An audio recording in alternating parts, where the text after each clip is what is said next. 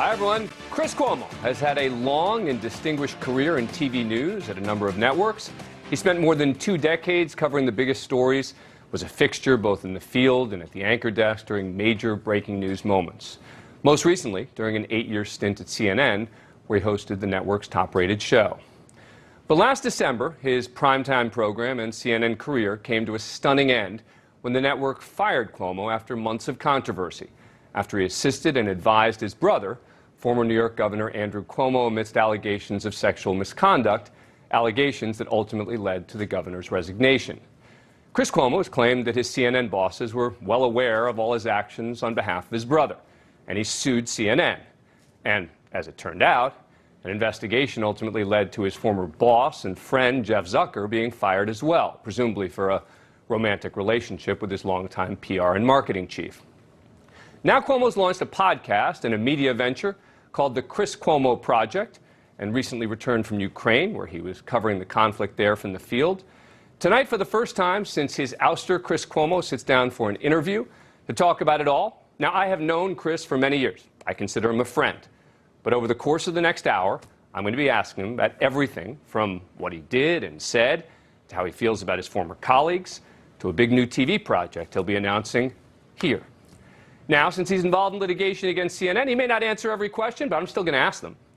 Chris Cuomo, welcome to the show. Let's get after it, Let's do it. Listen, I'm proud of your success here, your other ventures. Thank you, sir. Appreciate it. You ask what you want. Let's first talk about what it's like to be Chris Cuomo today. How is it different being Chris Cuomo the last 8 months than it was in 2020? Transition, change.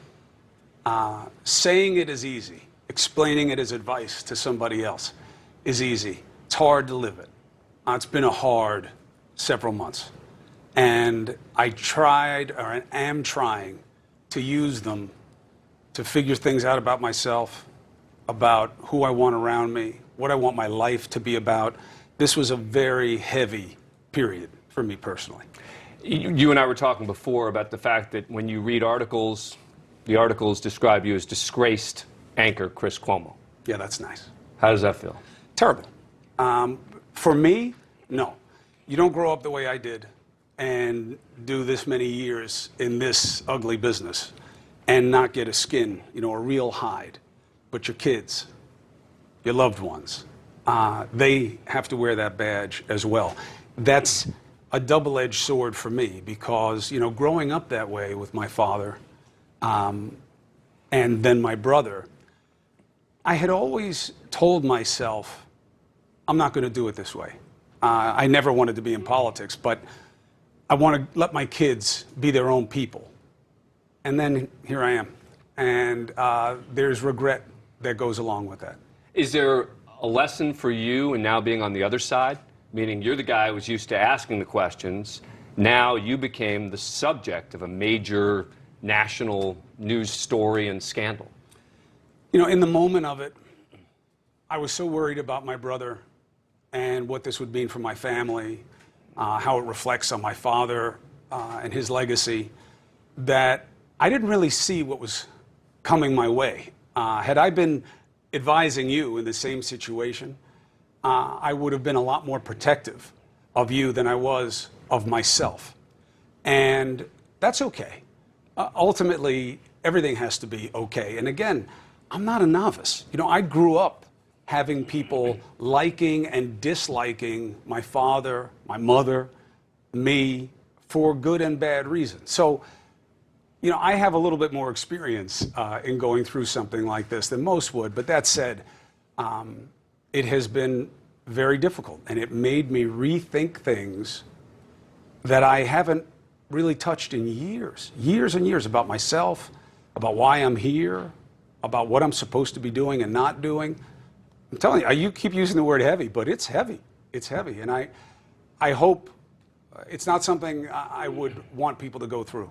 But you got to take what life brings at you. That's what I'm doing. Let's talk about some of the specifics here.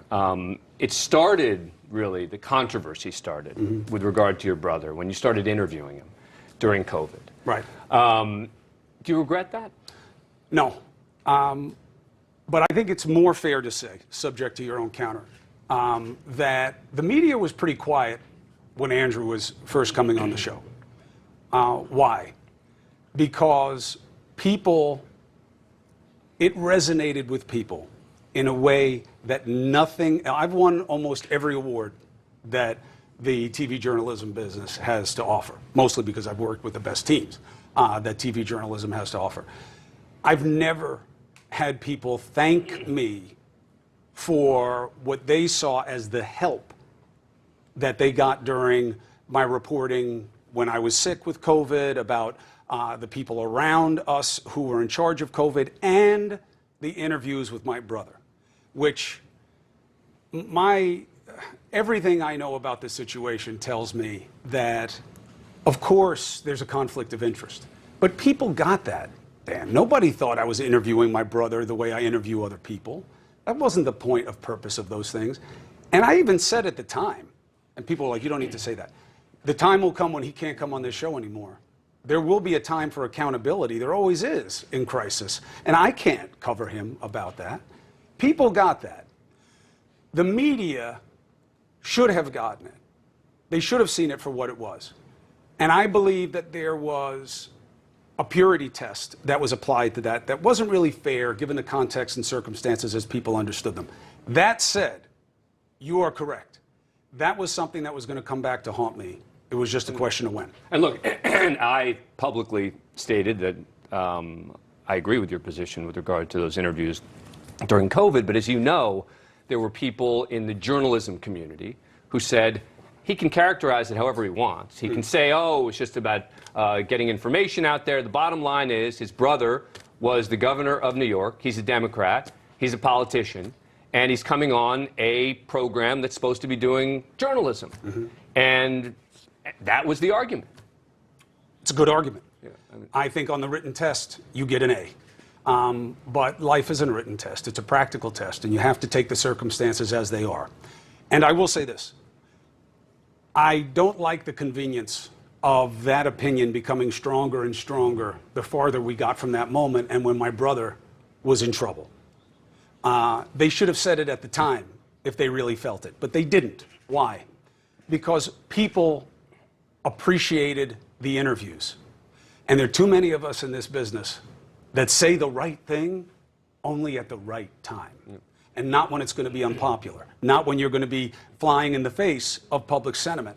And I think that's important here also. Do I regret interviewing my brother? Selfishly, I'd be a fool if I didn't want to try to do some retrospective course correction to save me some of the travails. But that's not how life works. And knowing that what I did made a difference for people and helped them, I'll take the price. I think that's a much easier case to defend, right, than what came next, right, which is when your brother gets in trouble. You start advising him, talking to him, being involved with the meetings, etc. What did you tell CNN about your involvement in those conversations? Did you say to them right at the outset, hey, guys, I just want you to know I'm going to be talking to my brother a lot through this process? It was known. Now, as you said, there's litigation. I want to respect it. But the reason I'm shy on this subject is not just pro forma because there's litigation. I really believe that I have to focus on things that I think are helpful to people.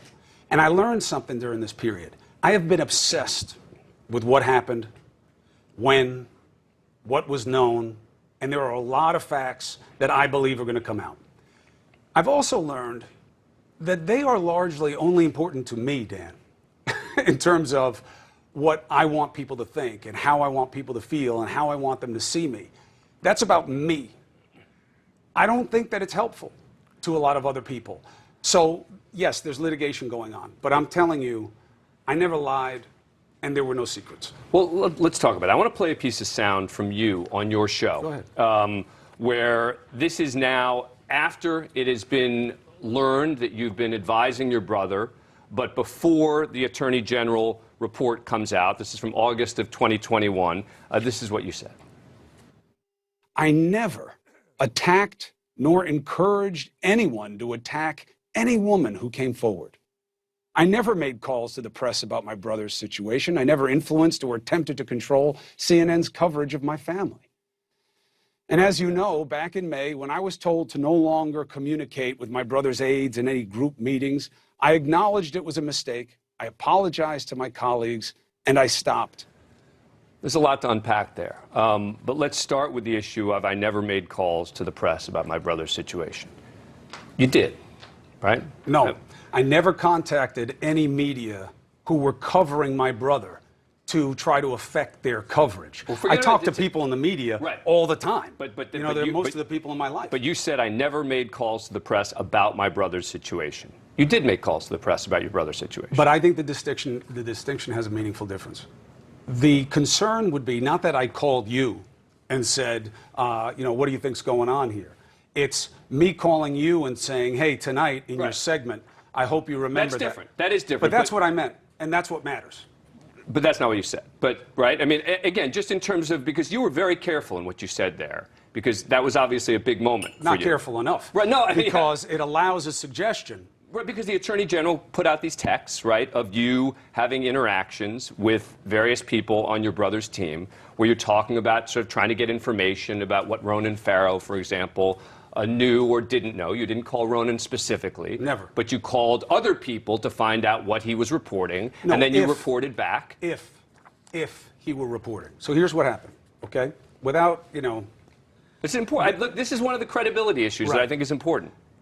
There was a curiosity at the time by my brother's team, obviously, of what was coming next, who was writing what, and this, okay? I don't think that finding out if a piece is coming out, that's what every reporter does. That's what you did when you were covering the story. When I said I didn't make press calls, I meant to manipulate the story. That would be the overstep. That would be the conflict in extremis. That's what I meant. The idea that I never spoke to anybody in the media about my brother, it's an impossibility. Most of my friends are in the media. But you were calling, but there were specific conversations. I mean, and I'm reading here, Melissa DeRosa, rumor going around from Politico, 1 to 2 more people coming out tomorrow. Can you check your sources? You write back on it. No one has heard that yet. And then you say, I called a fellow journalist who works with Ronan a lot. I didn't want to contact Ronan directly. I know him. He's been good to me. He's been on my show, but I didn't want to. I didn't want to push up on him like that. It's not right. I mean, you were obviously doing recon to find out what was out there. I'm not saying to influence, but to find out. Look, I'm telling you what my intent was. The truth is in the language. I could have contacted Ronan. I could have contacted anybody who was working in the media. I got a lot of relationships. And I probably could have justified it by just saying, I just want to make sure that you're straight on the facts. I don't want to influence you. I never did that. And I think it's a distinction with a difference, and it's something that we'll figure out in the litigation. Let me ask you, you said also I never attacked or encouraged anyone to attack any women who came forward, which is probably the biggest issue, I think, to a lot of people, was the sense that you were helping doing research, for example, on whether there was any information about any of these women out there. For example, you said at one point, I have a lead on Wedding Girl, is something that had been talked about. And did you do any research, help try and find information about some of the women making accusations against your brother? Never. And the text that you're talking about, or whatever the communication is demonstrably not about that. This was a situation where there were so many accusers coming out that were a surprise, unaware, unknown. That's what the team was saying to me. I got a call from a friend who knew this woman and said, hey, I know who that is, said something about how he knew them. At the time, no one knew who she was. That's what that communication and context was about. Not me digging into trying to find something. I've got a lead on her? I mean, a lead, what does that mean? It means that you don't know who she is. I think I know who she is. And therefore what? Therefore, when I then contacted, I think, Melissa, but again, this will all come out. She said, no, we know who that is. You're late on it. I said, oh, okay. Because I was contacted about it. I never made a phone call about it. I would never make a phone call about any of them, and I never did. And there will never be any proof of otherwise, because it never happened. And then on the question of You apologized. You said you apologized and you stopped. You said you acknowledged it was a mistake to talk to your brother's aides. Did you just say that so you could keep your job, or did you actually mean it?